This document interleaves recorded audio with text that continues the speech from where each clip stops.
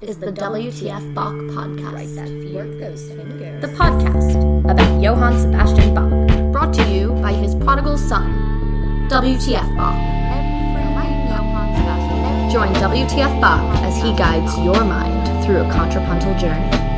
Why don't you let WTF Bach guide you? And now, here's WTF Bach. Hey listeners, as promised, here is the cadenza from the Fifth Brandenburg Concerto. Name, if you can, the performer, or at least the decade. Here it goes.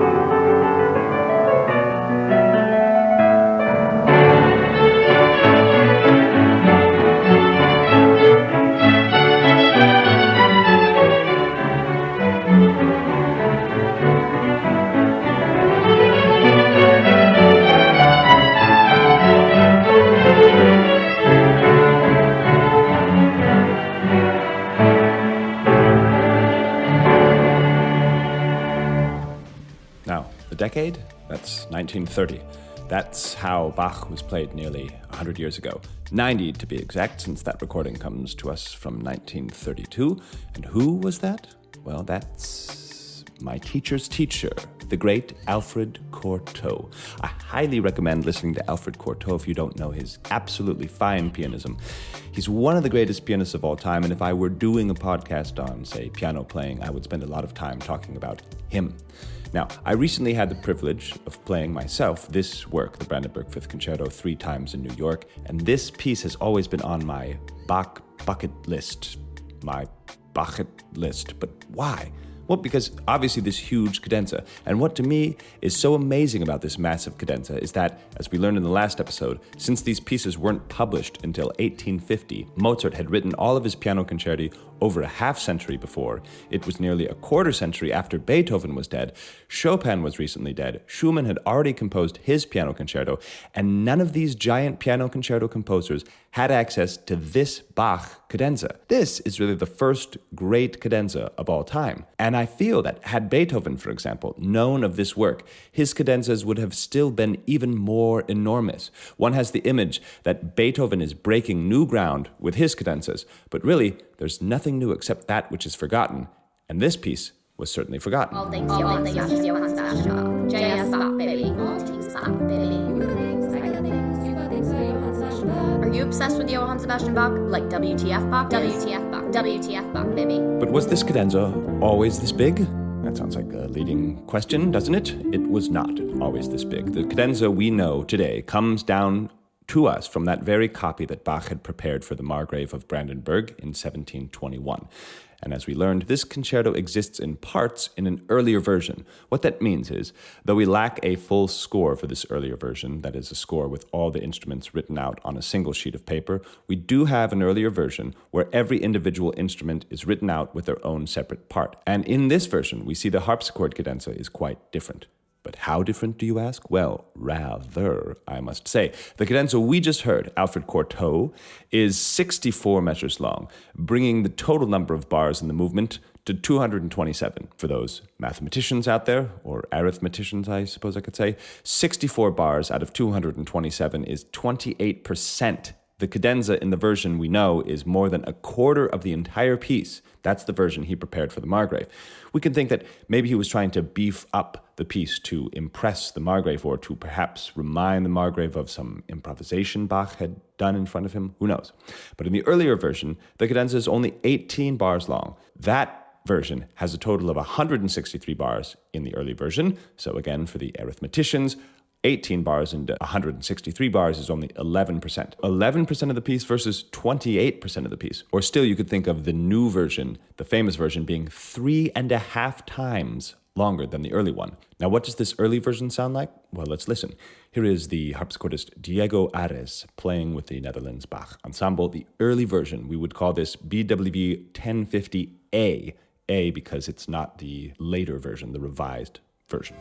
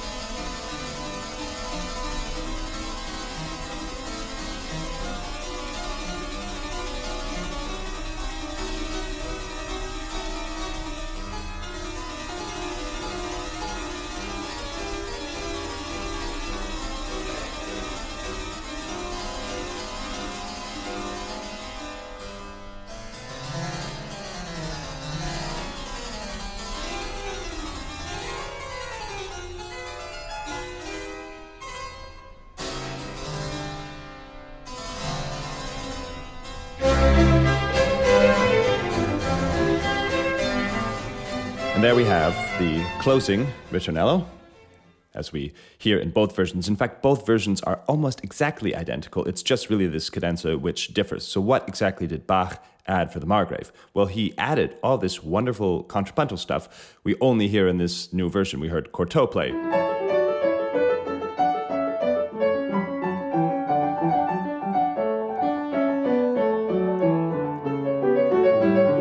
It's almost as if Bach in this new cadenza is imitating here the flute, the violin, those together,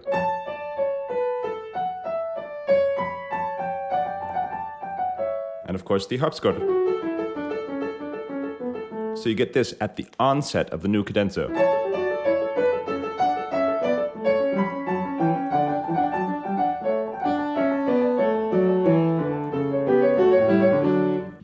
invertible counterpoint, one part going under and the other part going over, we had at the beginning.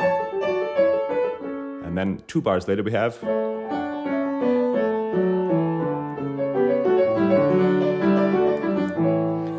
Also, this part, this F-sharp minor part, which I covered in depth 2 episodes ago, we now have Bach reminding us of it in this beautiful passage here.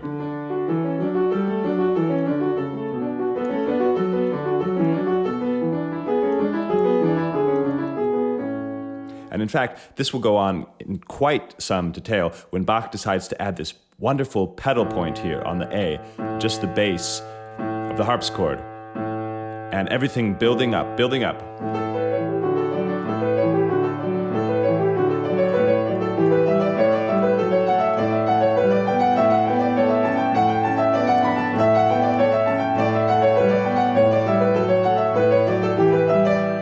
And then these virtuosic scales.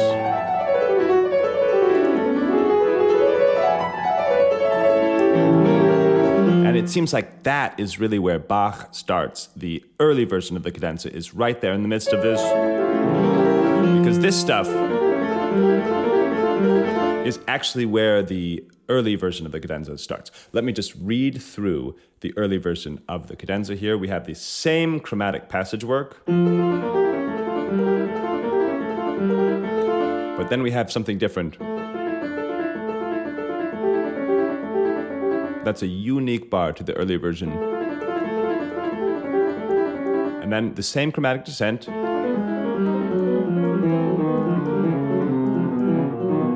And then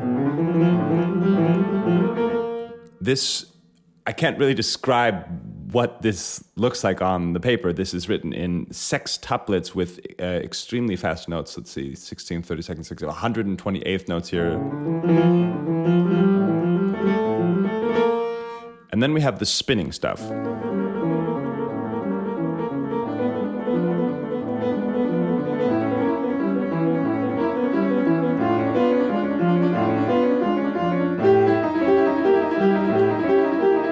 Now, those bars occur in both versions, but now here we have a unique bar in the early version of the cadenza.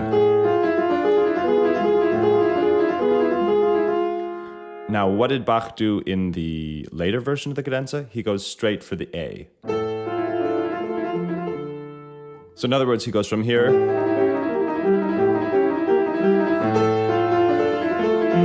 straight to this D minor sort of tonality. However, in the early version, he just staggers it a little bit more. So we go from here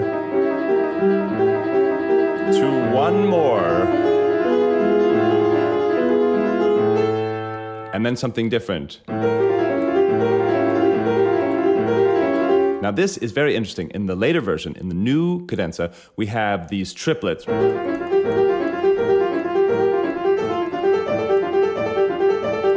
Now, I just absolutely love that about the later version, the triplets, because triplets, as one is told in improvisation class, triplets bring excitement, but the triplets do not exist in the earlier version. So we go from these 128th notes. Actually, these are only 32nd notes, excuse me.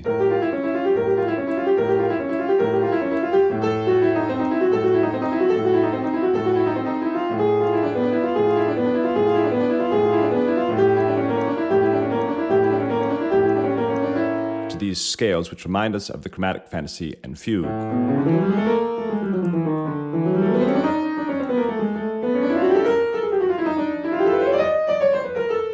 And then this very unique line here.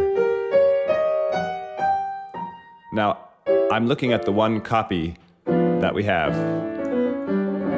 And that is actually, in fact, what the line says. G natural, B flat, C sharp, E flat, F sharp, G, B flat. Then this simple cadenza. Closing ritornello.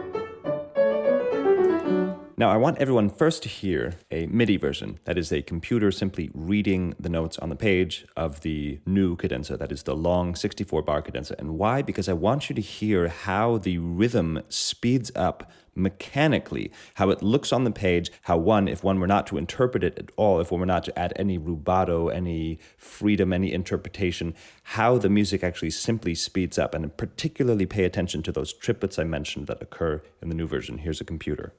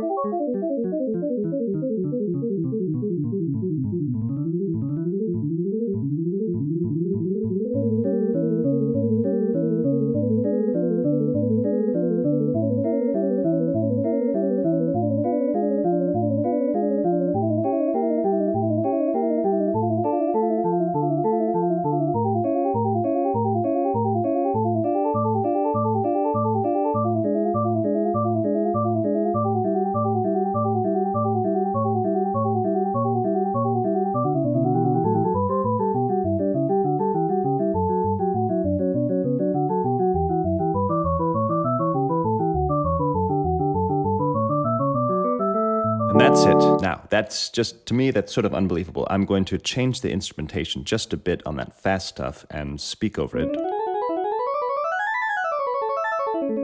This is about where the early version starts, there. This chromatic descent here. And the speeding up here. Now again, that's the bar that I have to play sort of in slow motion so you could really believe what's happening here. Here is that bar, the sextuplets I already described, in twice as slow. Did you get that? Let's hear it again in different instruments. And now again at the original speed. And then the spinning stuff. Now, I just love it. It's like an engine starting up. I mean, it's basically as fast as anyone could play. Ever, even Bach. And I think the point is, boom, boom, boom, boom, boom, boom, spinning stuff. That is, when he's going through these extremely fast notes, he keeps hitting this bass here, this A, and you just think it's getting tighter and tighter and tighter, like a watch that's you just think it's going to explode. Now, my favorite part of this is, of course, the triplets. When we heard that in the electronic version, did it not sound like the craziest DJ music, the craziest EDM that's ever been created? I mean, listen to this. When is a DJ going to get a hold of this idea here?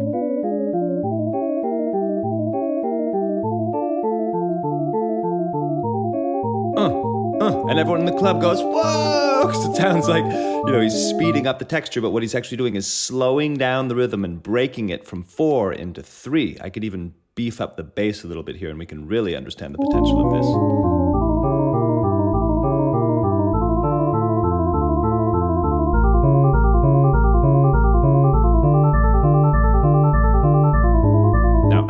too carried away, but I'm sure if you know my WTF Bach music already, you see that that's sort of the direction in which I take things. Possibly more exciting still is coming out of those triplets and going back into the duple rhythm that starts the cadenza. And that's how the orchestra knows, now it's time for us to come in again. Because Bach is so tasteful. He doesn't go so fast, so fast, so fast, so fast, and then everyone comes back in again. He goes so fast and then breaks down to triplets and then goes up. I'm just back to the beginning where you all were when we started this.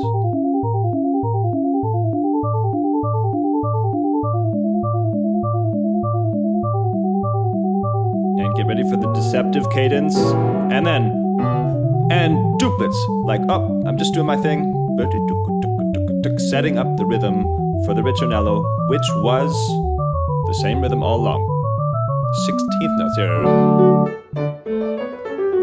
And now, I want to play you Ton Koopman. I mentioned 2 episodes ago that I would specifically focus on the way that Ton Koopman plays the cadenza, and I want to point out how he plays that passage, that revving up passage. Just listen to this.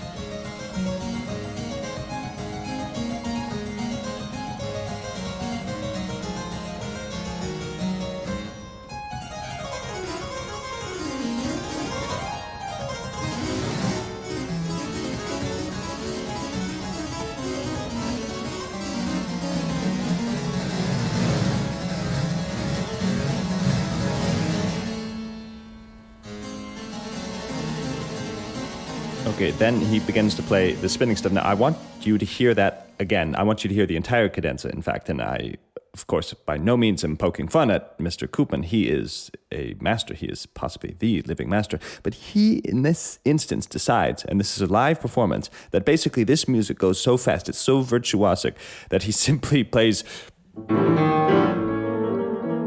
He just really, you could see it in the video. It's live in Tokyo in 2002, I think. He just simply takes his fingers and goes, and then just plays the spinning stuff.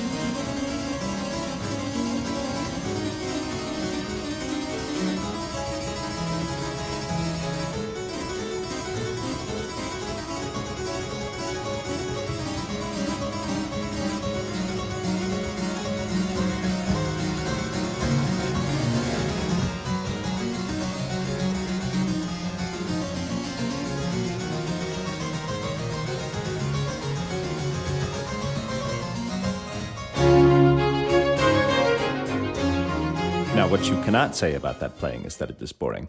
You see, I like that playing, even though he really throws caution to the wind. And this is very serious music, and we cannot throw caution to the wind so easily. But there is an element, at least in these passages here, when you hear a computer play it and when you hear a human play it, it sounds like it's just bordering on the edge of, dare I say, chaos. It's really almost like the impossible virtuosity. And for Bach, at least the young Bach here, in his concerto writing phase in his life, we can see that there's almost this attitude of a slight recklessness. Now, there is one performer who has a quite interesting take on this concerto, and that is the notorious Canadian Glenn Gould.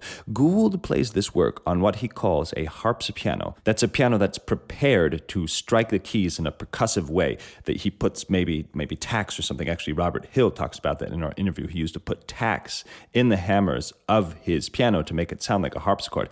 It doesn't really sound like a harpsichord so much as just something very bombastic. So for that reason, I am not putting the audio here. It's quite a sound, but I will include the link to that performance in the episode, and he even speaks a little bit about what the concerto style is for Bach.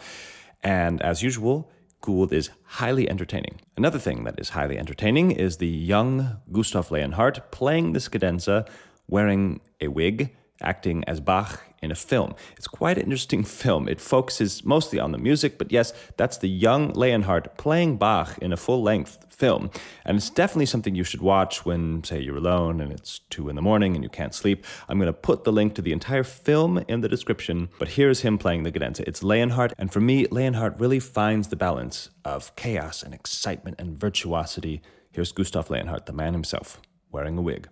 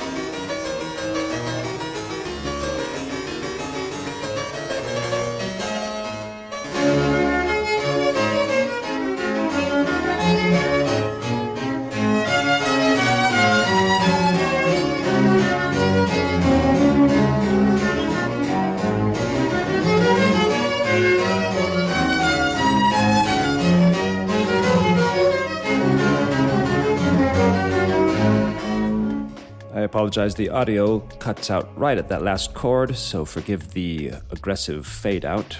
So that's a wrap on the Brandenburg Fifth, at least for now. And of course, we've only covered 2 of the 3 movements, let alone the other 5 concerti in the set of 6, but we must move on.